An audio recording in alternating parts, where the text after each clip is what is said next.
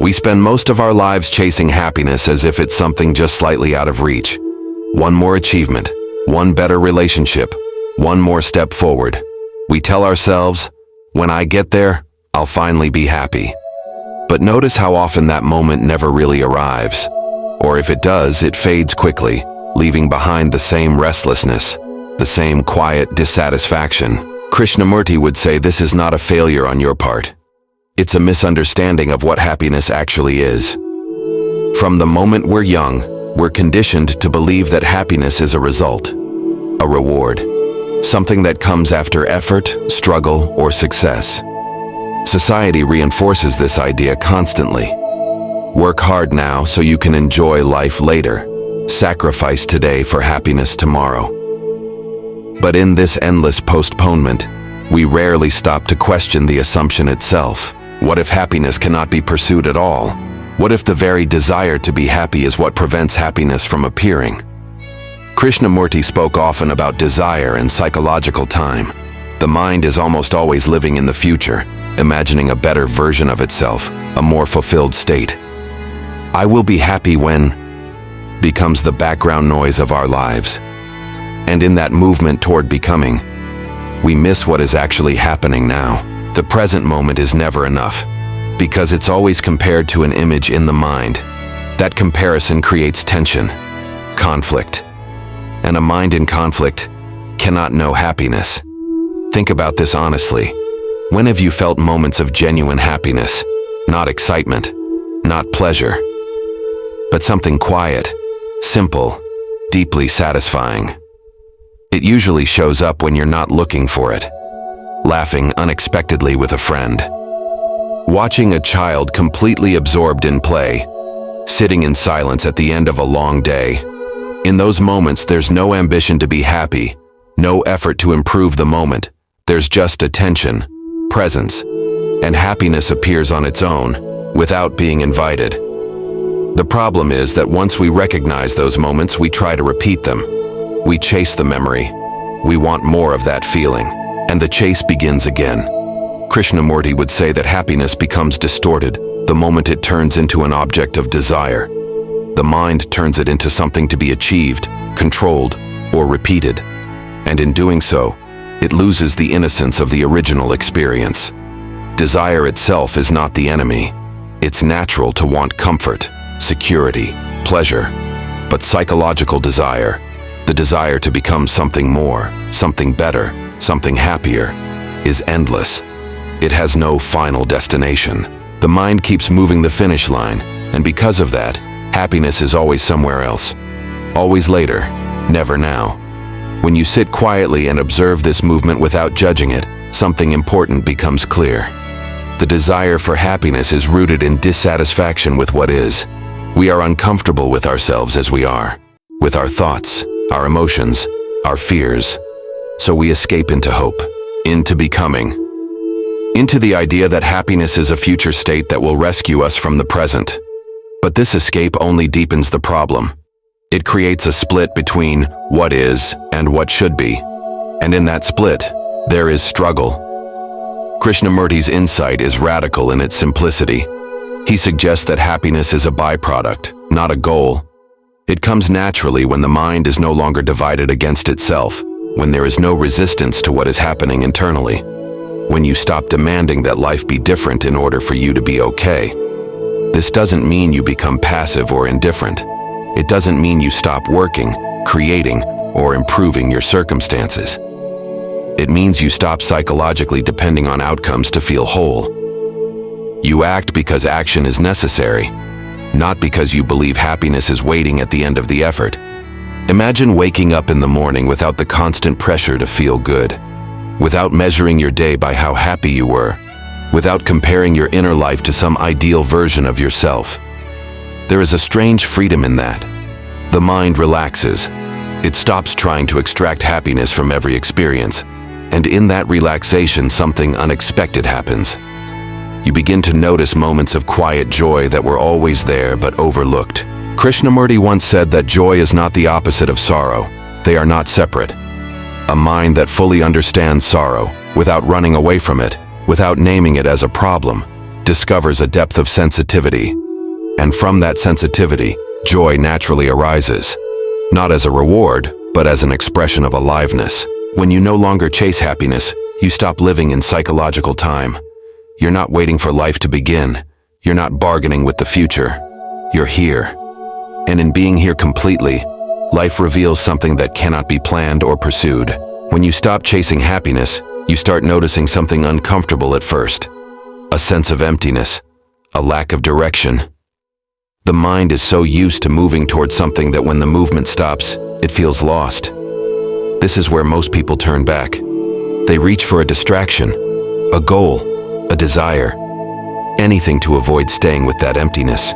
But Krishnamurti would say this moment is crucial, because if you stay with it, without labeling it, without trying to fix it, you begin to understand yourself at a much deeper level.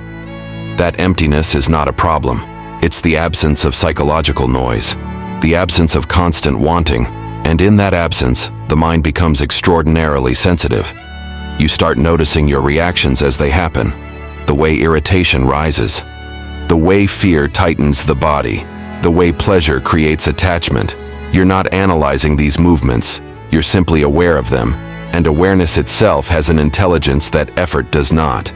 Most of us think happiness comes from satisfying desire, but look closely. The satisfaction is always temporary. Once a desire is fulfilled, another quickly takes its place.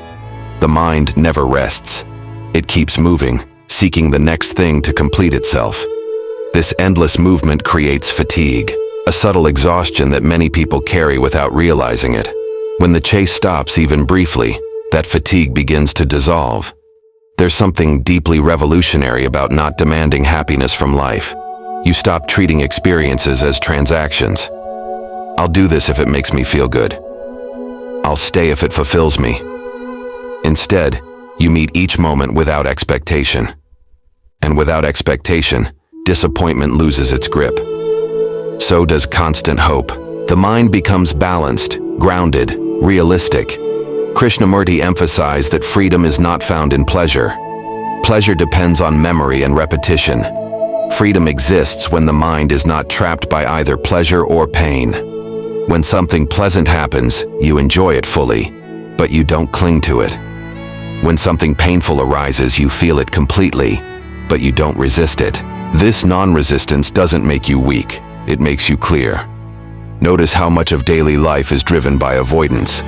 We avoid boredom. We avoid discomfort. We avoid silence.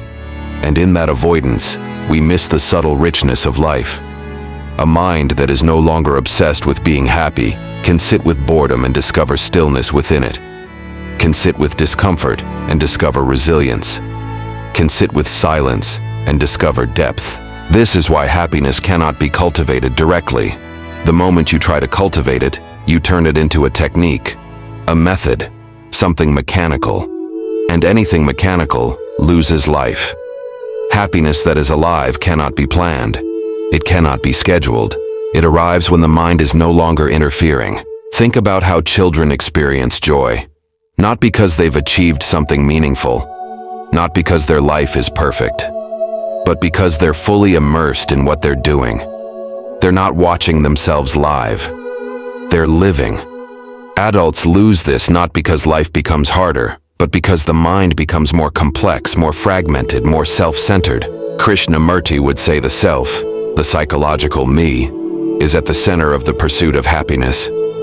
My happiness, my fulfillment, my peace. And as long as the mind revolves around this center, happiness remains fragile, dependent, easily disturbed. But when attention moves away from the self, when there is simply awareness of what is happening, there is a sense of wholeness that does not belong to anyone. It's not personal. And because it's not personal, it's stable. This doesn't mean you lose individuality. It means individuality is no longer a prison. You function in the world, you work, you relate, you make decisions. But inwardly, there is space, silence, a lack of pressure to be something more than you are in this moment. And in that space, happiness doesn't knock loudly. It doesn't announce itself. It arrives quietly, almost unnoticed. in a calm breath, in a clear perception, in a moment of connection that feels effortless and real. When happiness is no longer your goal, life becomes surprisingly lighter. You stop measuring your days, your relationships, your worth by how good you feel. And in that absence of measurement, there is freedom. The mind is no longer chasing an image of a better future or escaping a flawed present. It is simply here, attentive, open, and alive. Krishnamurti reminded us that truth is not something you arrive at. It reveals itself when the mind is quiet. The same is true of happiness. It doesn't come as a reward for effort or virtue. It appears naturally when the mind is not occupied with becoming something else. When there is no demand placed on life to fulfill you, life offers its richness freely. This doesn't mean sorrow disappears. Pain still comes. Loss still happens. But there is a profound difference between experiencing sorrow and being psychologically trapped by it. A mind that does not demand happiness can move through sorrow without resistance. And in that movement, sorrow does not harden into bitterness. It softens the mind. It deepens sensitivity. And from that sensitivity, a quiet joy can emerge, one that is not dependent on circumstances. Happiness that comes this way has no opposite. It is not excitement followed by emptiness. It is not pleasure followed by fear of loss. It is steady, subtle, and deeply human.